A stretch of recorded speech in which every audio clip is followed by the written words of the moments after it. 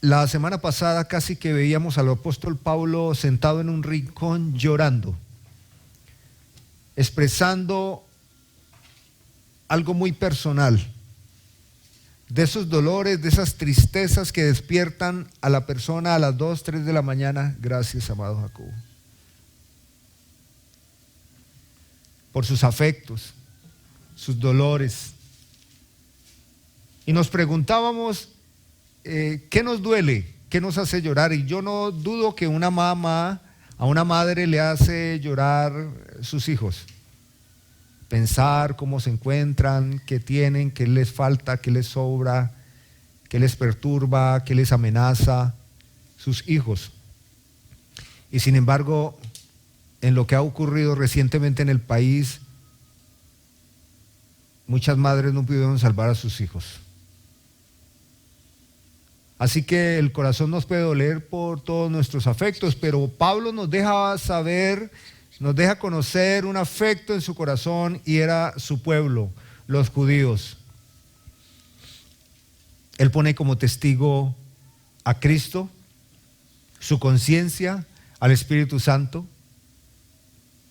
y dice que le duele en el corazón sus compatriotas, sus hermanos como pueblo, como nación, que aunque ellos tuvieron muchos privilegios, muchos inexplicables humanamente y no replicables por hombres, privilegios dados por Dios, y no obstante su necio, endurecido corazón les alejaba, les desprendía del Señor. Sí, ahora vamos a continuar, porque a partir del versículo 6 nos deja saber el apóstol Pablo de qué se trata. Dice en el versículo 6, no que la palabra de Dios haya fallado, porque no todos los que descienden de Israel son israelitas, ni por ser descendientes de Abraham son todos hijos, sino en Isaac te será llamada descendencia. Claro, si a Pablo le duele sus conciudadanos, él nos pone en contexto y nos dice lo siguiente, que no todos ellos, no todos los israelitas son el pueblo de Dios, aunque a él le dolían todos esos israelitas, el pueblo de Dios, los elegidos, pero también ese pueblo de Dios, los duros de servir, así los juzga Jesucristo. Y para eso el apóstol Pablo entonces da una mirada atrás a la historia de los hebreos. Y usted puede ir, si quiere acompañarme, a Génesis, y en el capítulo 15 de Génesis usted puede leer el relato histórico, no es mitología, es un dato histórico de Dios que llama a Abraham, y Dios que le promete a Abraham una descendencia. Y desde Abraham un pueblo, una nación, el pueblo de Dios. El título de nuestra disertación describe un principio muy notorio en Dios, su fidelidad. Pero ¿cómo es el título de nuestra disertación? Dios promete, Dios cumple. ¿Esa no es una queja de las personas? ¿No nos quejamos de aquellos que prometen y no cumplen? ¿No acaso hemos prometido en algún momento y no hemos cumplido? ¿Será que alguna vez no nos han enfrentado sobre algo que prometemos y no cumplimos? Pues el hombre promete, se compromete y muchas veces falla.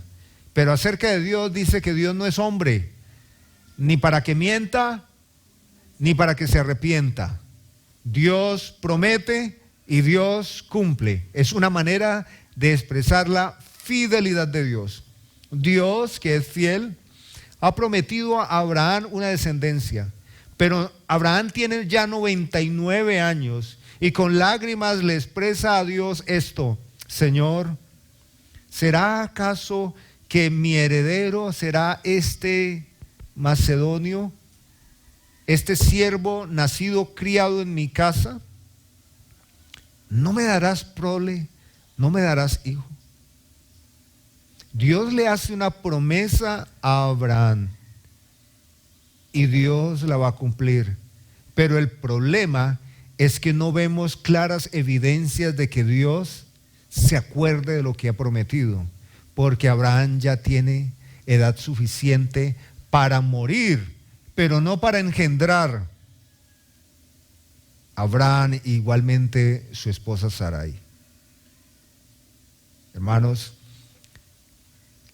el don, la bondad, la salvación de Dios tiene que ver con su amor, con su promesa y por supuesto que con su fidelidad. Y estamos en esta mañana aquí gozando de la fidelidad de Dios. Pero en cuanto a la promesa que Dios le hace a Abraham, Dios no obra conforme él la puede interpretar, ni mucho menos su esposa. Así que ya en el capítulo 16 nos dice el relato que tal vez triste y ya frustrada Sarai le propone a su esposo materializar la promesa de Dios. En el capítulo 16 vemos cómo su esposa, como era la costumbre de la época, le ofrece a su criada para que por medio de su criada puedan tener hijos.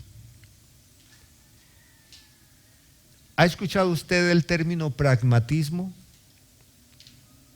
Hay gente que se siente muy bien, dice, yo soy pragmático, yo soy de ejecutar, yo soy de resolver. Y me temo, y yo he observado que algunos de ustedes son pragmáticos. Cuando hacemos actividades, resuelven y hacen las cosas de una u otra manera. El problema del pragmatismo es que, o la persona pragmática es aquella que considera siempre solucionar o resolver, no tiene en cuenta los límites. Como se dice históricamente, el fin justifica. Eso es lo que pasa con el pragmatismo, que no importa lo que tengamos que hacer, sobre la mesa o bajo la mesa, a la vista de la gente o clandestinamente, lo que importa es, llevada al extremo moral, esa es la conducta del delincuente. El delincuente, él no tiene límite, él no tiene un hasta dónde llegar. Él dice, yo lo resuelvo como sea, cuésteme lo que me cueste, pero que lo hago, lo logro o me muero en el intento. Vamos a decir que no todo pragmatismo es malo, pero en esencia el pragmatismo no tiene una barrera, es solucionar. Y vemos a Sarai solucionando algo que Dios promete, pero como que lo olvida. Y a veces usted y yo podemos sentirnos impotentes, como que Dios tarda mucho, como que Dios promete y ¿qué? Así que ella tiene una grandísima idea que según el texto nos deja ver que le costó trabajo a su esposo. Finalmente de rogarle, él accede. Y de ese rogarle accede, nace un hijo de Abraham. ¿Cómo se llama?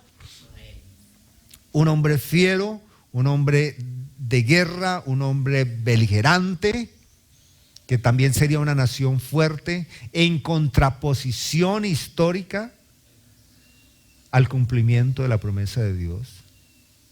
Así que Pablo está poniendo como primer ejemplo, dice, no que la palabra de Dios ha fallado, no que la promesa de Dios ha fallado, sino que no todos los descendientes de Israel son el pueblo de Dios, porque hay unos que no son según la promesa de Dios, sino según el pragmatismo de Sarai.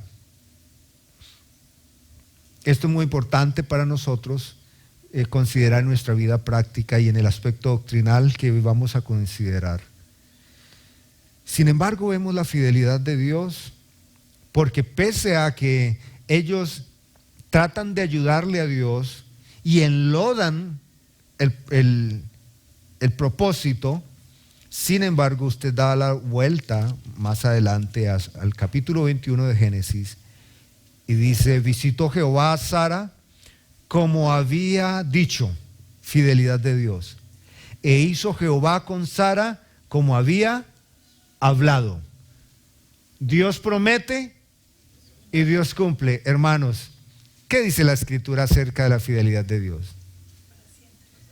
Y que aun cuando nosotros somos infieles, Dios permanece siendo fiel. Aún frente a esta terrible decisión, intromisión de Sarai y de Abraham en ese momento, Dios había prometido y Dios cumple. Él es digno, hermanos, de doblar nuestras rodillas en toda adoración. No hay nadie como Él. Dios pudo haber dicho: yo les prometí, pero ustedes no confiaron en mí. ¿Cómo se le ocurre engendrar un hijo de la esclava cuando yo prometí que les daría? Ahora, por lo tanto, les doy la espalda. Pero Dios había prometido. Y pese a todo eso, Dios ha cumplido. Ahora, eso es nuestras vidas, ¿no? Pese a lo que hemos sido, Dios ha prometido y Dios ha cumplido. Dios promete, cumple, es su fidelidad. Ese es el primer caso que presenta Pablo, histórico de la nación hebrea, para decir que la palabra de Dios no ha fallado, sino que no todos los descendientes de Israel o de Abraham son israelitas. No es de la promesa Ismael, es de la promesa Isaac. Ni por ser descendientes de Abraham son todos hijos, sino en Isaac les será llamada descendencia. Esto es, no los que son hijos según la carne, según la intención, según la gallardía o el pragmatismo, a Dios rogando y con el mazo dando. Dios no lo va a hacer todo, lo hacemos nosotros. Y como una providencia de Dios, hace un momento en la clase Carlos puso como ejemplo la pesca milagrosa. Y fíjese que Jesús llama a algunos de sus discípulos que eran pescadores y les dice: vengan, síganme, porque yo los voy a hacer de ahora en adelante pescadores, pero ¿de qué? De hombres. Y luego los enfrenta en una situación donde ellos, dice Pedro: Señor, toda la noche estuvimos tendiendo las redes y nada. Y el Señor, de manera gloriosa, reúne una gran masa de peces y los pone ahí donde está la red. Y así es la historia de la iglesia local. Eso de las estrategias para ver cómo traemos los peces a la red, no. Dios llama y Dios pone los peces ahí en la red. Porque la salvación es ¿de quién? Es del Señor. Y es Él el que pone los peces. El problema del pragmatismo religioso en todas las formas de analizarlo, y en este caso de Sarai, pero ni ha fallado. El dolor de Pablo es un dolor por todos estos hebreos, pero es que no todos ellos son el pueblo de Dios. Hermanos, el capítulo 9 de Romanos es de lo más discutido en teología, de lo que más divide a la iglesia evangélica, porque este texto está tratando una doctrina que es muy dura para el ser humano aceptarlo: la elección. La elección, y es una elección de Dios. Vamos hacia adelante. Ni por ser descendientes de Abraham son todos hijos, sino en Isaac te será llamada descendencia. Esto es, no los que son hijos según la carne son los hijos de Dios. Ya está hablando no de los israelitas como nación, sino que está hablando de los que hijos de Dios. Ahí que doctrina está insertada. La vimos ya el miércoles. Adopción, eso no es cosa menor, hermanos. En ese contexto de la época, la esclavitud era mercado, era legal, y usted podría estar en esa categoría, ser un esclavo. Pero el Señor nos ha hecho sus hijos. Sino los que son hijos según la promesa son contados como descendientes. Porque la palabra de la promesa es esta: por este tiempo vendré y Sara tendrá un hijo. Y no solo esto, sino también cuando Rebeca ya ahora nos presenta un segundo caso. ¿Quién es Rebeca? La esposa del cumplimiento de la promesa de Isaac. Concibió de uno, de Isaac, nuestro padre, pues no había aún nacido, ni había hecho aún, oiga, ni bien ni mal. ¿Para qué, hermanos? Pongan mucha atención a esta afirmación. Para que el propósito de Dios, conforme a la elección, permaneciese. ¿El propósito de quién? Es el propósito de Dios. Conforme a la elección de Dios mismo, permanecer es que se cumpliera, no por las obras, ayudarle a Dios, pragmatismo, sino por el que llama, Dios mismo. Elección incondicional. ¿La salvación es condicional o incondicional? La salvación es condicional, porque la salvación es por obras, es las obras de Cristo, perfecto Dios, Dios hombre, Dios humanado. Pero la elección, según las afirmaciones del Espíritu Santo a través de Pablo, es incondicional. Dice, estos niños que estaban en el vientre de Rebeca ni habían hecho bien, ni habían hecho mal. Para que se haga evidente que es una promesa y el objeto de las determinaciones soberanas de Dios, y no de algo que se presenta como un mérito, algo que responde a Dios y que Dios puede poner en la balanza como justicia propia de los hombres. No por las obras, sino por el que llama. Se le dijo, el mayor servirá al menor, como está escrito, a Jacob amé, mas a Esaú aborrecí. Esto es elección incondicional. Entonces habla de la soberanía de Dios. Habla de la voluntad de Dios, pero habla del carácter perfecto de Dios. No hay decisiones que Dios tome que sean injustas, que sean malsanas. Sin embargo, nos dice como está escrito. Pablo no está argumentando una interpretación, algo que le surge a él como una idea, algo que él dice, me da el coco, esto es lo que comprendo. Jamás, él está diciendo, esto es una verdad bíblica, como está escrito, que Dios mismo afirma, a Jacob amé, mas a Esaú aborrecí.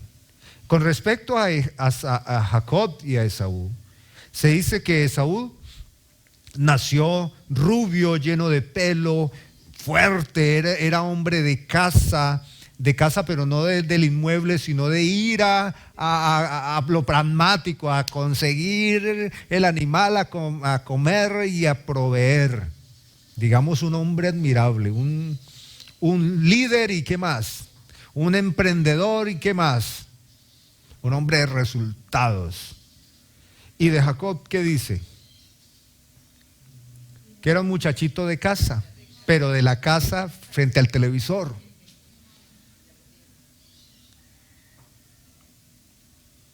Y además nos dice el relato, un aprovechado. Jacob es un aprovechado. Aprovechó el hambre, la vulnerabilidad de su hermano y le hace una propuesta del pillo que se aprovecha de la oportunidad, del pragmático. Con todo gusto, te preparo el guisado y una ensalada y algo más, y lo que quiera. Pero deme hoy mismo la primogenitura. ¿Eso qué es? Estamos solucionando la realidad, y la realidad es que usted tiene hambre. ¿Y de qué le sirve con hambre la primogenitura? Y Esaú dice, pues sí, yo me voy a morir, en algún momento me voy a morir, ¿y para qué la primogenitura? La vida es de práctica, pragmatismo. Parece que lo aprendió de su abuela, y dice la escritura, menospreció. Sin embargo, eso hace evidente algo que dice las escrituras. No es que Esaú fue desechado por Dios porque menospreció la primogenitura. No es por eso, sino que dice el relato que antes de nacer ni habían hecho bien ni mal. Y ya Dios había tomado una decisión. Donde Dios mete la mano, Dios santifica, purifica, preserva. Pero donde Dios no pone su mano o de su decisión, solo se hace evidente el corazón del hombre. Las reacciones de Esaú son propias de un hombre que desprecia a Dios y por lo tanto desprecia las virtudes del Señor. También vemos a Jacob. No es que Dios vio en Jacob un hombre prudente, sabio, generoso, que ve a su hermano llegar de 3 días de casa, herido, rayado y con hambre, y le dice, oh hermano mío, te quiero mucho. Ven, sentate, voy a preparar algo para vos. Jamás. Un listo aprovechado. Y aún haciendo lo malo, Dios elige. Ninguno de ellos era piadoso. Elección de Dios, para que el propósito de Dios conforme a la elección permaneciese no por las obras sino por el que llama. ¿Qué pues diremos? ¿Que hay injusticia en Dios? Hay injusticia en Dios. ¿Y por qué Dios no los elige a ambos? ¿Por qué no los salva a ambos? Si Dios es bueno, misericordioso, ¿por qué no expresa esa misericordia por ese pobre Esaú, si la expresó en ese pillo Jacob? ¿Por qué? ¿Hay injusticia en Dios? En ninguna manera, dice Pablo, pues a Moisés dice e inserta otro personaje. ¿Cuántos personajes hay aquí? Primero nos presenta un matrimonio, Abraham y Sarai. Luego nos presenta de ahí otros 2 personajes. ¿Quiénes son? El que no es Ismael, no es el elegido, no es el cumplimiento de la promesa, es una obra humana, e Isaac. Y luego nos presenta otros personajes. ¿Quiénes son? Jacob y Esaú. Pero ahora inserta otro personaje. ¿Cuál es?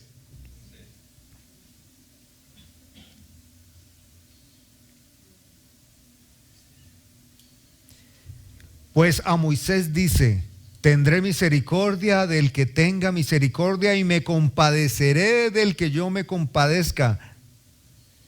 Y los otros personajes aquí están, es Moisés y ¿quién? ¿Quién es Moisés? El escogido, el elegido, pueblo de Dios. ¿Y quién es el que no al lado de Moisés? El faraón. Dios llama a Moisés, un hombre que huye después de un homicidio, un hombre perdido entre las rocas, entre el monte.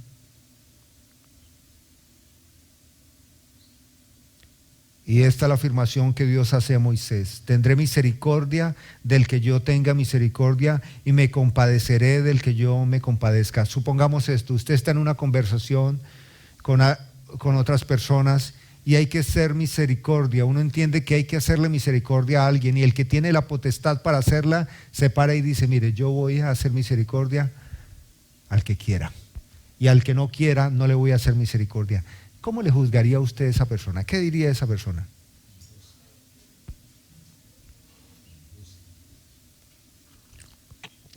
Yo voy a decir todo lo que dirían. Qué tipo tan soberbio, qué persona tan implacable, qué persona tan insensible, qué desgraciado, qué grosera esta persona. Se levantó y dijo, yo le hago el bien al que me dé la gana y el que no, no le hago el bien. ¿Así lo diría, lo juzgaría usted? Sí. Pero eso que dice Dios es lo mismo que dice el Dios humanado cuando presenta la parábola del Señor de la viña, cuando dice que si el capital es mío, si soy yo dueño de la cosecha, si es mi dinero, ¿no puedo hacer yo con lo mío lo que quiera? ¿Darle al que quiera como quiera? ¿O no te he hecho justicia? Entonces, a vista de hombres, esto suena como una manera arbitraria y grosera de alguien que se para imponentemente y dice, ¿qué? Tendré misericordia del que yo tenga misericordia y me compadeceré del que yo me compadezca. Pero no hay maldad en Dios, no hay grosería en Dios, no la hay. Es una respuesta tajante de Dios al corazón del hombre que aprendió desde la voz de Satanás a levantar su dedo y señalar a Dios como alguien injusto. Desde el primer momento que Satanás le dice a la mujer, Dios es caprichoso, Dios es mezquino con ustedes, Dios les esconde el futuro, ustedes son dueños de su propia vida, Dios los controla, los tiene sometidos, con que Dios ha dicho que no coman de ningún árbol, Él sabe y no les ha contado y no les va a contar para que ustedes estén ahí como borregos debajo de Él. Que el día que coman serán abiertos sus ojos y ustedes van a ser dueños de toda su realidad, autónomos. Desde esa mentira de Satanás a Eva, por siempre el hombre ha levantado su mano o su dedo señalador contra Dios y ha señalado a Dios como Dios malo, caprichoso. Así que no depende del que quiere, ni del que corre, sino de Dios que tiene misericordia. Dios decide compadecerse de quien Él quiere. Y yo solo puedo alabar al Señor porque yo confío en Dios, que cada uno de ustedes, hermanos, mi esposa y mis hijos, hemos sido vistos y tomados a misericordia de Dios. Que Dios se ha compadecido de nosotros.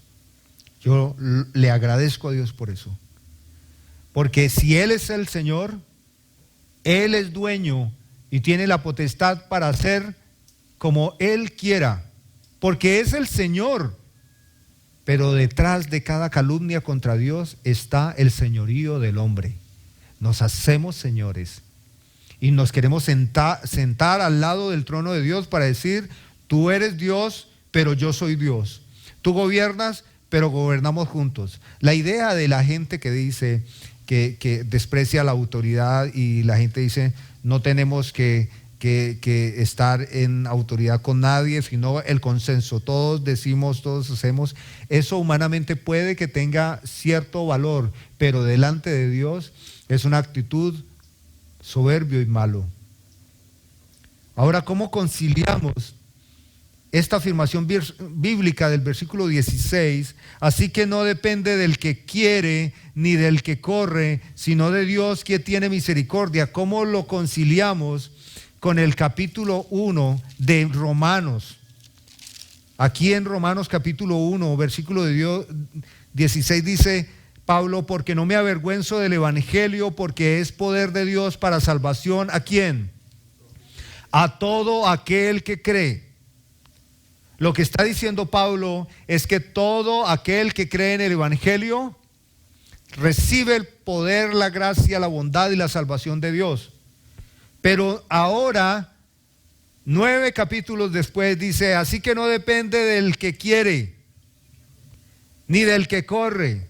Y nos hace pensar como que quizás la gente está corriendo a buscar al Señor, pero según la doctrina de la elección incondicional, Dios ve al individuo llorando, en desgracia, en dolor y en búsqueda, y Dios le dice, lo siento, no eres uno de mis elegidos, por tanto, muérete. Así se juzga en la internet, en las redes sociales, la doctrina de la elección incondicional. Y algunos dicen que las iglesias de herencia reformada o de teología de pacto somos unos cristianos fríos, con doctrinas demoníacas, porque enseñamos que el hombre corre y busca a Dios, pero que como enseñamos que es una elección propia de Dios, Dios lo ataja en el camino, lo humilla, lo desprecia y lo condena al infierno. Pues eso no es lo que dice. Y sin embargo dice, así que no depende del que quiere ni del que corre, sino de Dios, quien tiene misericordia. ¿Dónde encontramos estas personas que quieren y estas personas que corren? ¿Dónde las encontramos? Juan capítulo 5, versículo 40. Ahí encontramos al Señor Jesucristo diciendo, y no queréis venir a mí para que tengáis vida. ¿Y a quiénes le dice eso Jesús? A los mismos judíos muy celosos de la ley, muy defensores de los ritos, pero no del Señor, de la ley. Así que el problema no es que el pecador carezca de voluntad. El hombre sí tiene voluntad. El hombre sí quiere salvar su pellejo. Pero esa búsqueda, ese correr, ese deseo, esa procura constante no corresponde a Dios. No es venir a Cristo. Es el pragmatismo de aquel que desde su propio ego se quiere salvar. No queréis venir a mí para que tengáis vida eterna. Creo que todas las personas estarían dispuestas a conciliar la idea de la existencia de Dios, pero no del señorío de Cristo.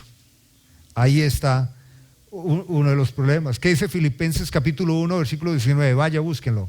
Porque a vosotros os es concedido a causa de Cristo, no solo que creáis en Él, sino que también padezcáis por Él. El creer, el acudir a Él, es un don y es la doctrina de la regeneración. Así que no depende del que corre, no depende del que quiere, porque eso que quiere y eso que corre sin el Espíritu de Dios, sin la obra de Dios, es lo que le planteó Satanás a Eva. Ustedes pueden tener una vida plena sin su Creador. Ustedes pueden salvarse desde sus propios méritos. Y cuando la persona está convencida de eso, se puede parar frente al mismo Dios y preguntarle, ¿acaso qué me falta para heredar la vida eterna si desde mi niñez todo lo he guardado? Una persona puede estar frente al mismo Dios y decirle, todo lo que necesito para ser salvo, lo he adquirido en mi caminar, desde mis esfuerzos.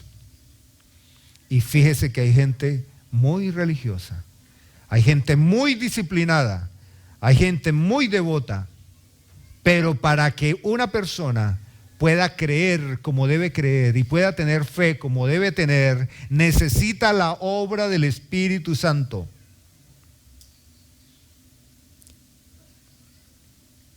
Así que no depende del que quiere a su manera, como Sarai, que quería a su manera y obtuvo un hijo a su manera, ni del que corre. Claro, Jacob, Esaú, haciendo las cosas a su manera. Faraón, porque la Escritura dice de Faraón, dice a Faraón: para esto mismo te he levantado. ¿Para qué? Para mostrar en ti mi poder y para que mi nombre sea anunciado por toda la tierra.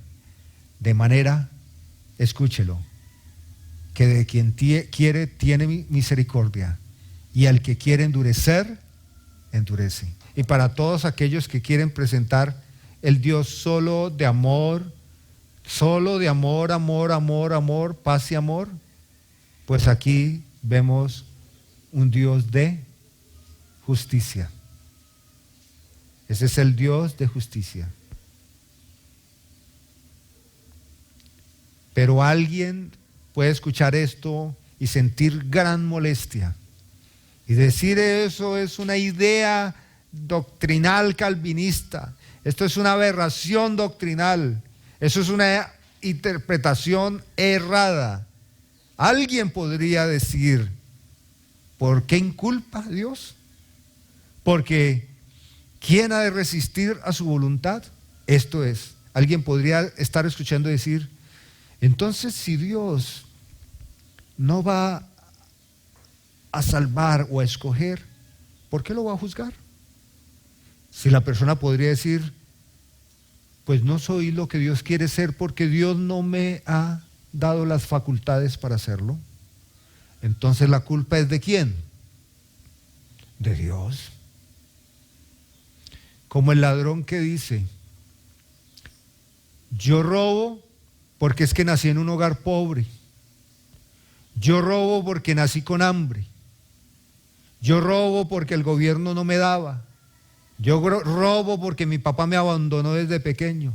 Yo robo, y entonces el pillo siempre traslada sus hechos, sus responsabilidades a los demás. Y esto es lo que diría alguien: ¿por qué inculpa a Dios?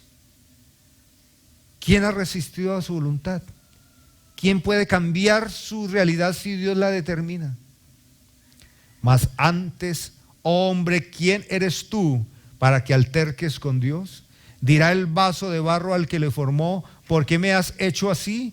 ¿O no tiene potestad el alfarero sobre el barro para hacer de la misma masa un vaso para honra y otro para deshonra? ¿Y qué si Dios, queriendo mostrar su ira y hacer notorio su poder, soportó con mucha paciencia los vasos de ira preparados para destrucción, y para hacer notoria las riquezas de su gloria, las mostró para con los vasos de misericordia que Él preparó de antemano para gloria? A los cuales también ha llamado, esto es, a nosotros, no solo de los judíos, sino también de los gentiles, como también dice Oseas: llamaré pueblo mío al que no era mi pueblo, y a la no amada, amada. Y en el lugar donde se les dijo: vosotros no sois pueblo mío, allí serán llamados hijos del Dios viviente.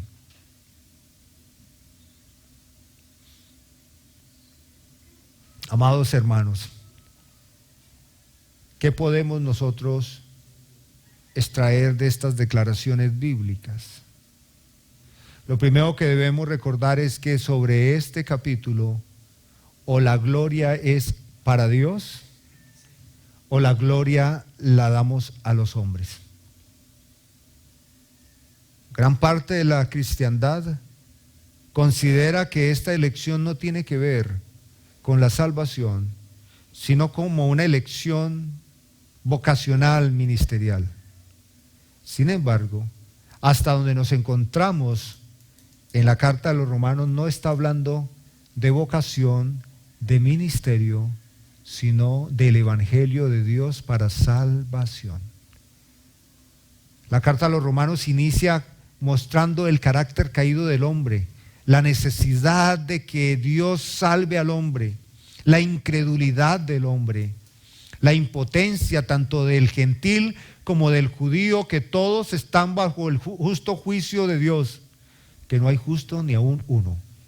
El texto, el documento no nos está hablando de vocación, de ministerio, como podríamos encontrar acerca de los dones y el llamamiento en la primera carta a los Corintios, en la segunda carta. Aquí está hablando de algo muy grave, muy delicado.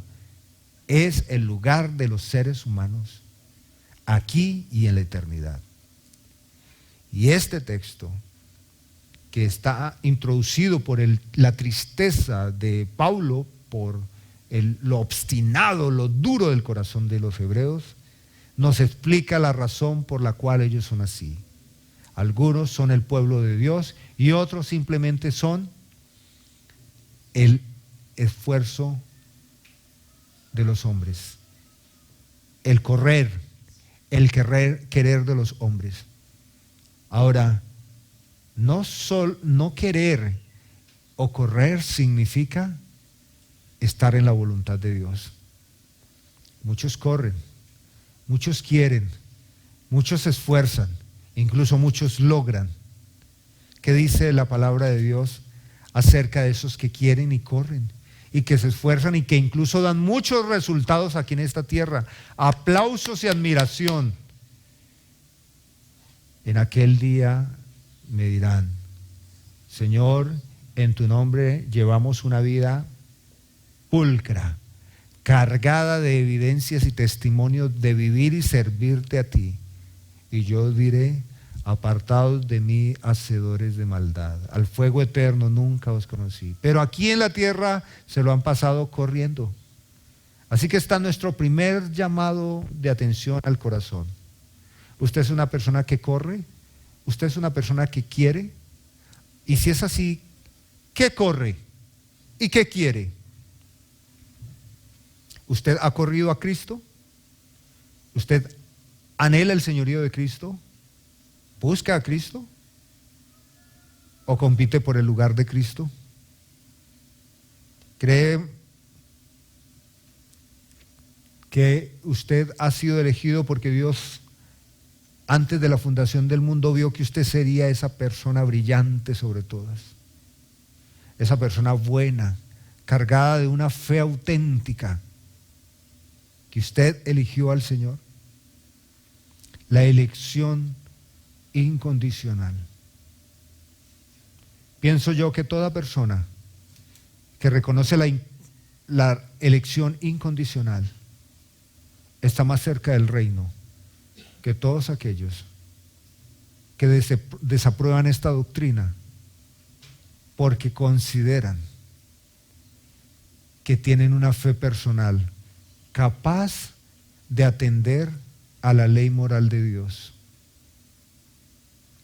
La fe es un don de Dios. Lo dice claramente el apóstol Pablo en Efesios capítulo 2. La fe, la salvación es por fe y no por obras, no para que nadie se gloríe. Y hablando de la fe dice: y esto no es de vosotros. No es de vosotros, la fe no es de vosotros, es un don de Dios.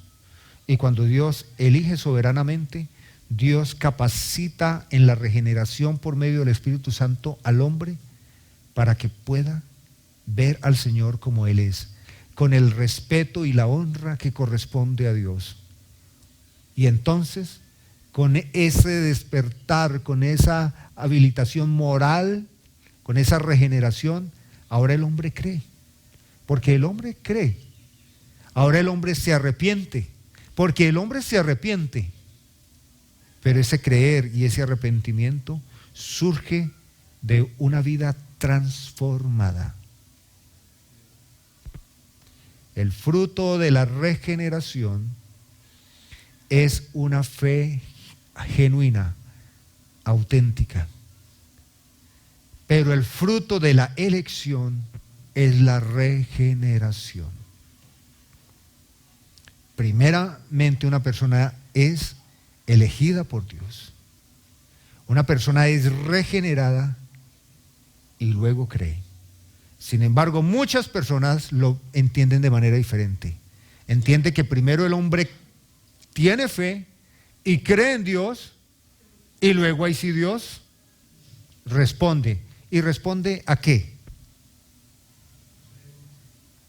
Pienso, y con esto terminamos, piense en la respuesta de Sarai. ¿Cómo responde Sarai casi de 100 años? Cuando se ríe porque escucha detrás de la puerta que Dios le dice a Abraham que ella va a quedar encinta. Ella se ríe y dice, esto sí que yo no lo puedo creer lo que estoy escuchando. Una mujer como yo que ya le ha cesado las hormonas y mi esposo que él ya a punto de morir. Y ella reacciona primero. ¿Y cómo reacciona ella primero? ¿Cómo reacciona?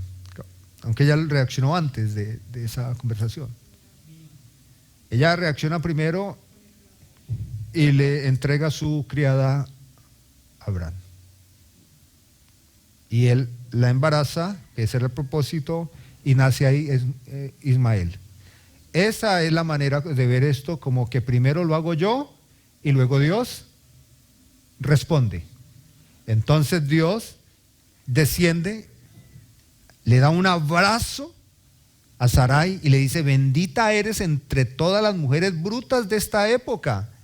No había visto una mujer que pudiese reaccionar con tal criterio como tú.